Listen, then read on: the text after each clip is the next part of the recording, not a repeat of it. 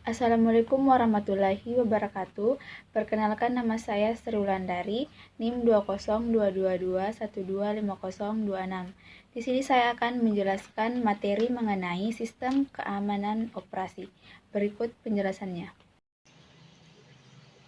Nah, di sini yang pertama saya akan jelaskan yaitu pengertian dari sistem keamanan operasi. Istilah keamanan sistem operasi atau OS mengacu pada praktik dan tindakan yang dapat memastikan kerahasiaan, integritas, dan ketersediaan atau SIA. Confidentiality, Integrity, Availability sistem operasi. Tujuan keamanan sistem operasi atau OS adalah untuk melindungi OS dari berbagai ancaman, termasuk perangkat lunak berbahaya seperti worm, trojan, dan virus lainnya, kesalahan konfigurasi, dan intrusi jarak jauh.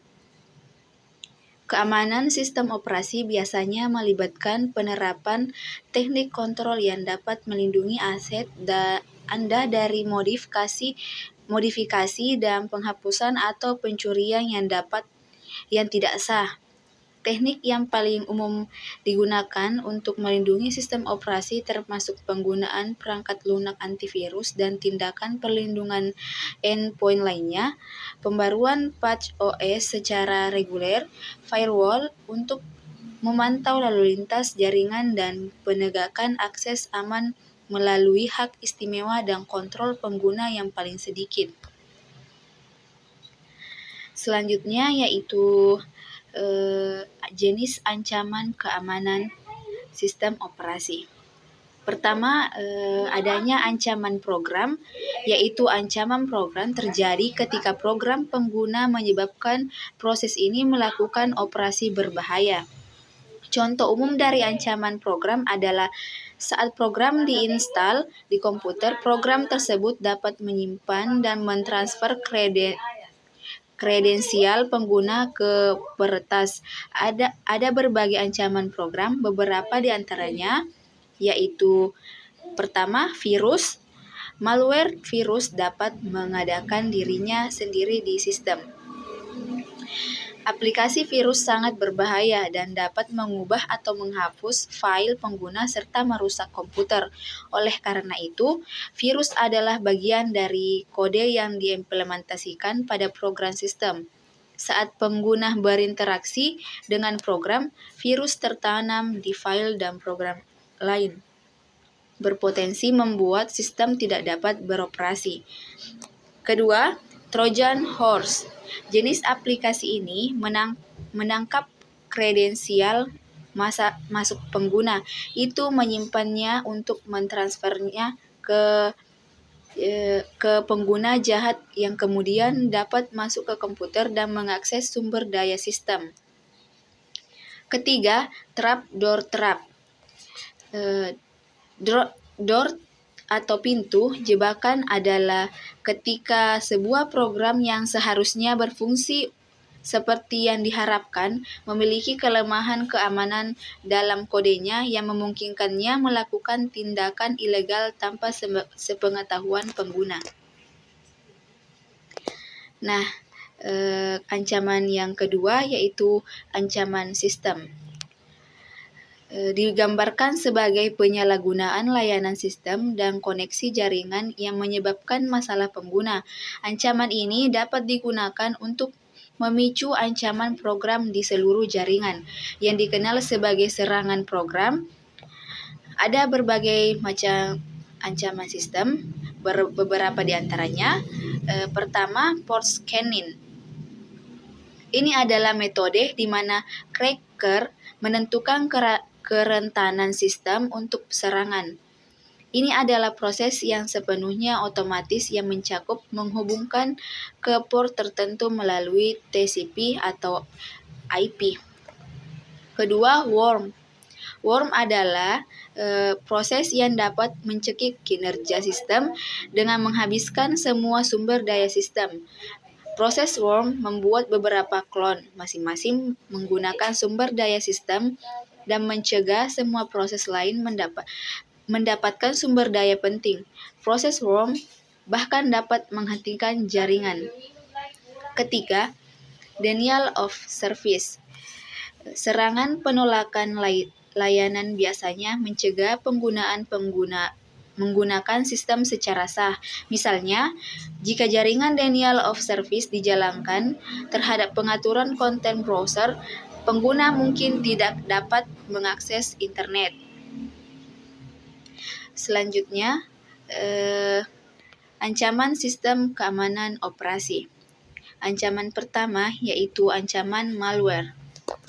Perangkat lunak berbahaya yang mencakup berbagai faktor serangan seperti virus, worm, trojan, dan rootkit.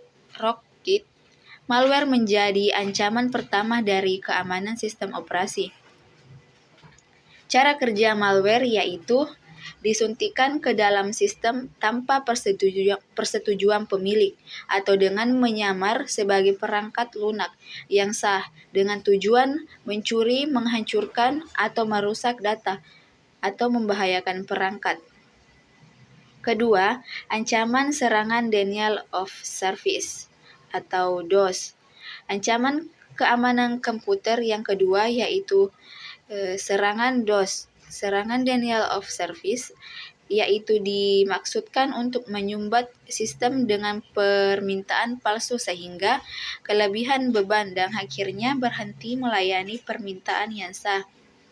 Beberapa serangan DOS, selain membebani sumber daya sistem, dapat menyebabkan kerusakan pada infrastruktur yang mendasarinya. Contoh serangan DOS adalah penggunaan berulang permintaan sistem dalam loop ketat atau SYN float, di mana penyerangan mengirimkan permintaan jaringan dalam jumlah besar, mengharuskan server untuk mengakui setiap permintaan, dan menghabiskan sumber dayanya. Ancaman ketiga yaitu ancaman intrusi jaringan.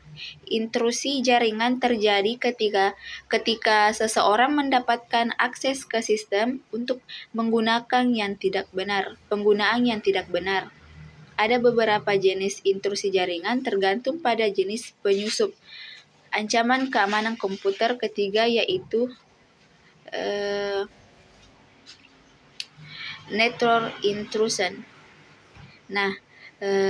Yang keempat yaitu ancaman buffer overflow. Ancaman keamanan sistem operasi adalah buffer overflow. Fungsi utama buffer adalah untuk menyimpan data sementara. Setiap buffer memiliki kapasitas data yang dapat ditampungnya selama serangan buffer overflow. Buffer atau penyimpanan data sementara lainnya dipenuhi dengan data. Saat buffer meluap, program yang mencoba menulis data mungkin akan menimpa lokasi memori lain yang berisi informasi penting. Kemudian di sini saya akan menjelaskan cara menjamin keamanan sistem operasi.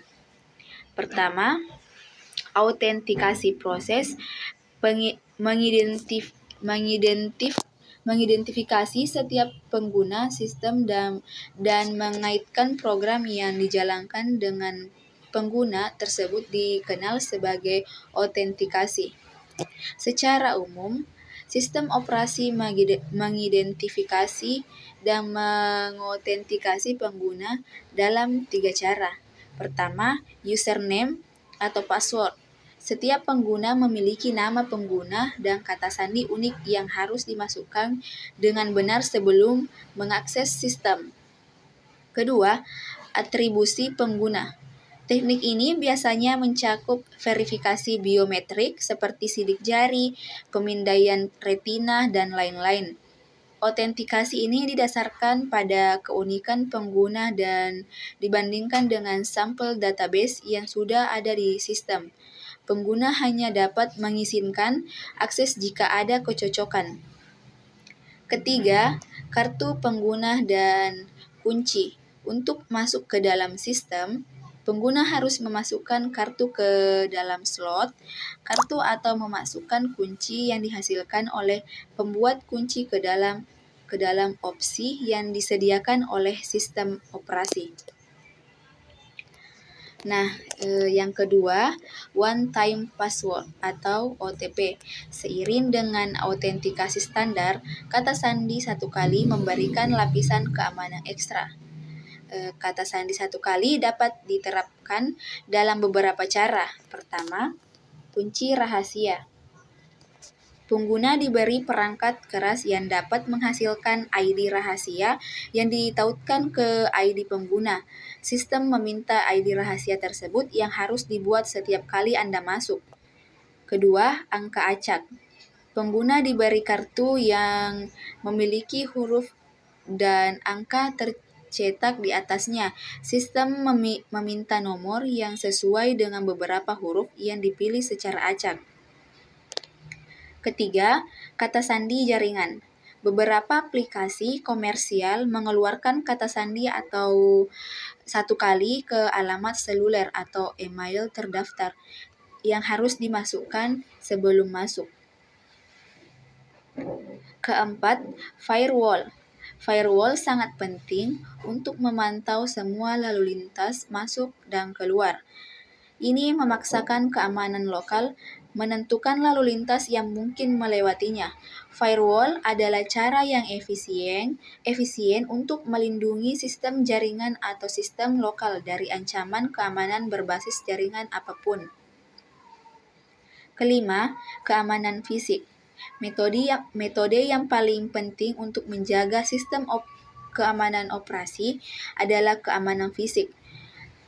Penyerang dengan akses fisik ke sistem dapat mengedit, menghapus, atau mencuri file penting karena kode sistem operasi dan file konfigurasi disimpan di hard drive. Baik, itulah tadi penjelasan mengenai keamanan sistem operasi. Assalamualaikum warahmatullahi wabarakatuh.